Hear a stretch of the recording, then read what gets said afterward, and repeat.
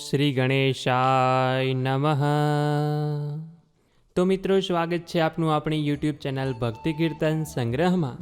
મિત્રો, આજના આ વિડીયોમાં આપણે ભાદરવા સુદ પાંચમના દિવસે કરવામાં આવતું વ્રત એટલે કે ઋષિ પંચમી વ્રતની વિધિ જાણીશું। આ વ્રત ક્યારે કરવાનું છે, કેવી રીતે કરવાનું છે, વ્રતની સંપૂર્ણ પૂજા વિધિ હું આપને લાઈવ વિડીયો દ્વારા બતાવીશ કે જેથી કરીને આપને સરળ રીતે સમજાઈ જશે અને આપ આપની જાતે જ આ વ્રતની પૂજા વિધિ ઘર બેઠા જ કરી શકશો, તે રીતે જ મેં આપને બતાવી છે। મિત્રો, આ ઋષિ પંચમીનું વ્રત ખાસ કરીને તે કુંવારિકા, તે મહિલાઓ, તે સ્ત્રીઓએ કરવાની હોય કે જે માસિક ધર્મમાં આવતા હોય કે જેને રજસ્વલા ધર્મ કહેવાય છે।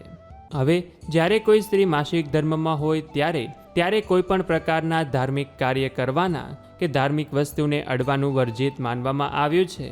રસોઈ હોય, પાણી ભરવા જવાનું હોય અથવા તો આપણે કોઈ પણ વસ્તુ એવી હોય કે જેને આપણો ધાર્મિક કાર્યમાં ઉપયોગ કરતા હોય તેને અડવામાં આવતી નથી। હવે જ્યારે સ્ત્રી માસિક ધર્મમાં હોય ત્યારે જાણી જોઈને તો તે વસ્તુ અડે નહીં, પરંતુ જાણીએ અજાણીએ કોઈ પણ વસ્તુ ભૂલથી અડાઈ જાય, મંદિરમાં જવાઈ જાય, ઘરના મંદિરની કોઈ ધાર્મિક વસ્તુ હોય તો તેનો સ્પર્શ થઈ જાય છે તો તેને રજસ્વલા દોષ લાગે છે। તો હવે જો આ દોષમાંથી બચવું હોય, આ દોષનો નાશ કરવો હોય, આ દોષનું ફળ ભોગવવું ન હોય તો આપણે ત્યાં આ ઋષિ પાંચમનું વ્રત છે કે જેનું વ્રત ધારણ કરવાનું હોય છે। આ દિવસે ખાસ કરીને સામો ખાવાનું વિશેષ મહત્વ છે, તેથી તેને સામા પાંચમ પણ કહેવાય છે। અને આ સામા ઉપરાંત આજના દિવસે વેલામાં ઉગતા કોઈ પણ શાક આપ આ દિવસે ખાઈ શકો છો, એટલે કે દૂધી છે, તુરિયા, ચીભડું, ગલકા એવી વસ્તુનો આજે આપ ઉપયોગ કરી શકો છો। તેમજ સાથે સાથે કોઈ પણ પ્રકારનું ફ્રૂટ પણ ખાઈ શકો છો, પરંતુ આજે કંદમૂળનો ઉપયોગ કરવાનો નહીં, એટલે કે સુરણ છે, બટાકા છે, તે આજના દિવસે ન ખાવું જોઈએ। બંને ટાઈમ આજના દિવસે ફક્ત સામો ખાવો જોઈએ, વેલાના શાક ખાવા જોઈએ અથવા તો ફ્રૂટ ખાવાનું। આજના દિવસે સવારે વહેલા ઉઠી નિત્યક્રમ કરી નાહવા સમયે તે પાણીમાં આંબળાની ભૂકી નાખવાની તેમજ અધેડાનું દાંતણ કરવાનું હોય છે। અને જો આપને અધેડાનું દાંતણ ન મળે તો કાંઈ વાંધો નહીં, માત્ર આંબળાની ભૂકીથી આજે સ્નાન કરવાનું અને ત્યાર પછી આ વ્રતની પૂજા વિધિ કરવાની હોય છે। તો આ વ્રતની પૂજા વિધિમાં જો આપની પાસે સપ્તર્ષિઓનો ફોટો હોય તો ફોટો રાખવાનો, મૂર્તિ હોય તો મૂર્તિ રાખી શકો છો, અથવા તો બંનેમાંથી કોઈ પણ ન હોય તો આપ સોપારી તરીકે પણ સપ્તર્ષિઓની પૂજા કરી શકો છો। તેથી આપણે અહીંયા 7 સોપારી લીધી છે, તેમને જનોઈ ધારણ કરાવવાની, તેમને જનોઈ પહેરાવવાની હોય તો સૂતરના દોરાની જનોઈ બનાવવાની। ત્યાર પછી અહીંયા નાગરવેલના પાન પણ લીધા છે, એલચી છે, સાકર છે કે જે આપણે તેમને મુખવાસ તરીકે અર્પણ કરીશું। અહીંયા પ્રસાદી તરીકે કેળા લીધેલા છે કે જેનો પણ આપણે અહીંયા ભોગ ધરાવીશું। ત્યાર પછી કળશ સ્થાપના પણ કરવાની હોય છે, તેમજ અરુંધતી માતાની પણ સપ્તર્ષિઓ સાથે પૂજા કરવાની હોય છે, તેથી આપણે અહીંયા તેમના માટે શૃંગારની વસ્તુ લીધેલી છે તે પણ અર્પણ કરવાની રહેશે। તો આ પૂજા વિધિમાં માત્ર આટલી 3 થી 4 વસ્તુની જરૂર પડશે, એટલે કે આ પૂજા વિધિ એકદમ સરળ જ છે। તો હવે આપણે આ પૂજા વિધિની શરૂઆત કરીએ। તો એક બાજોટ ઉપર લાલ કે પીળા કે સફેદ રંગનું એક વસ્ત્ર પાથરવાનું અને તેના ઉપર સૌપ્રથમ આપણે ગણેશ સ્થાપના કરીશું। તો ગણેશ સ્થાપના કરવા માટે સૌપ્રથમ તેમને આસન આપવાનું, અને જો આસન ન હોય તો આપ ઘઉં કે ચોખાની એક ઢગલી કરી તેના ઉપર ગણપતિજીની મૂર્તિ ફોટો રાખી શકો છો। મૂર્તિ ફોટો ન હોય તો સોપારી તરીકે પણ તેમની સ્થાપના કરી શકાય છે। ત્યાર પછી બીજી એક ઘઉંની ઢગલી કરી તેના ઉપર કળશ સ્થાપના કરવાની। તો હવે આપણે સપ્તર્ષિઓ અને અરુંધતી માતાની સ્થાપના કરીશું, તો તેમને પણ આસન આપવાનું રહેશે, એટલે તેના માટે આપણે ચોખાની અહીંયા નાની નાની ઢગલી કરીએ છીએ કે જેના ઉપર આપણે સોપારી તરીકે આ સપ્તર્ષિઓની પૂજા કરીશું। તો સાથે સાથ ચોખાની ઢગલી કરી તેના ઉપર સોપારી રાખવાની અને 8મા છે અરુંધતી માતા કે જેની મૂર્તિ આપણે લોટમાંથી બનાવી છે, તો આપ તેની અરુંધતી માતા તરીકે તેની પૂજા કરવાની। પછી આપણે તેમને કંકુ ચાંદલો કરવાનો, તેમને જનોઈ પહેરાવવાની, અરુંધતી માતાને વસ્ત્ર પહેરાવવા માટે લાલ રંગનો સૂતરનો દોરાનો ઉપયોગ કરવાનો અને તેમને તે પહેરાવવાનો।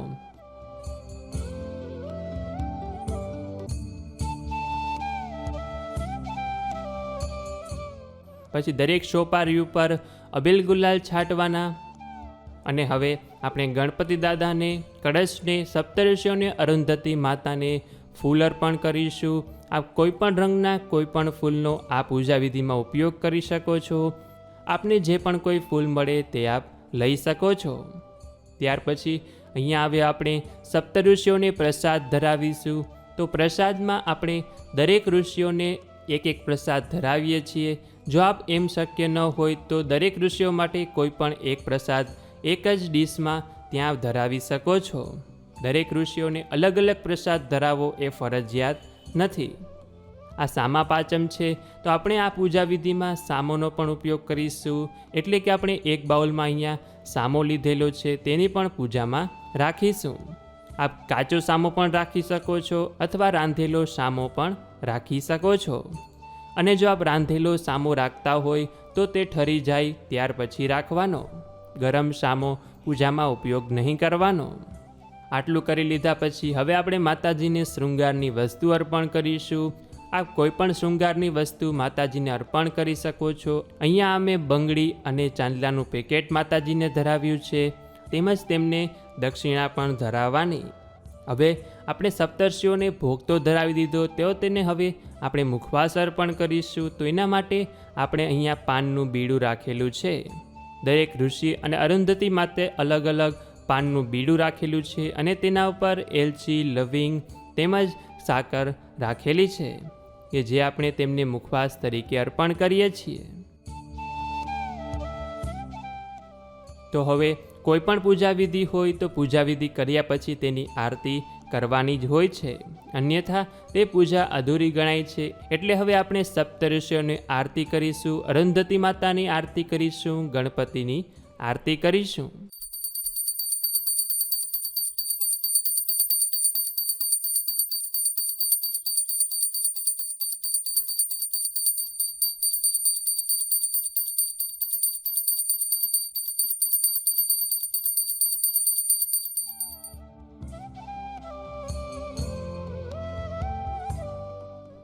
તો આરતી કરી લીધા પછી 7 ઋષિઓ અરુંધતી માતાને આરતી દેવાની.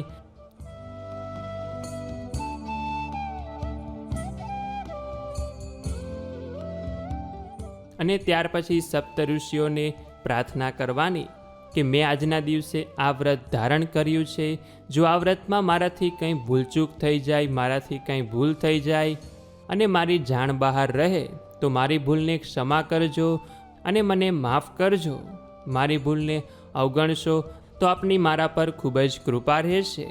સાથે સાથે મારા પરિવારનું રક્ષણ કરજો.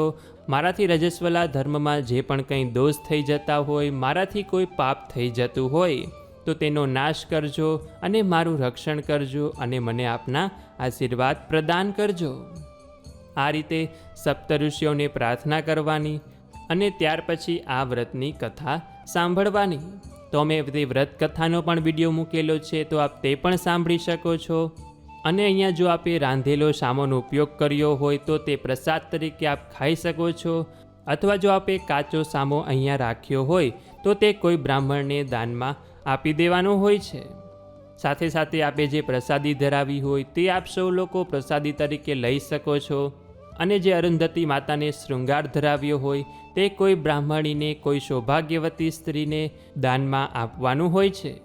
તો મિત્રો, આ રીતે આ વ્રતની પૂજા વિધિ કરવામાં આવે છે. તેમજ મેં આપને તેના પૂજાના મુહૂર્ત પણ જણાવ્યા અને લાઈવ વિડીયો દ્વારા પૂજા પણ બતાવી.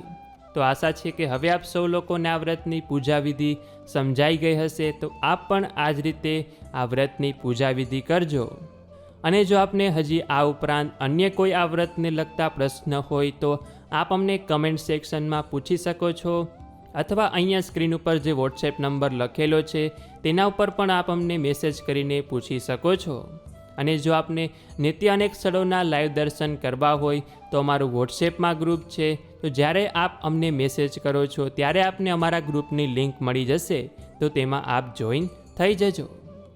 તો મિત્રો, આ વિડીયોને એક લાઇક તો બને જ છે.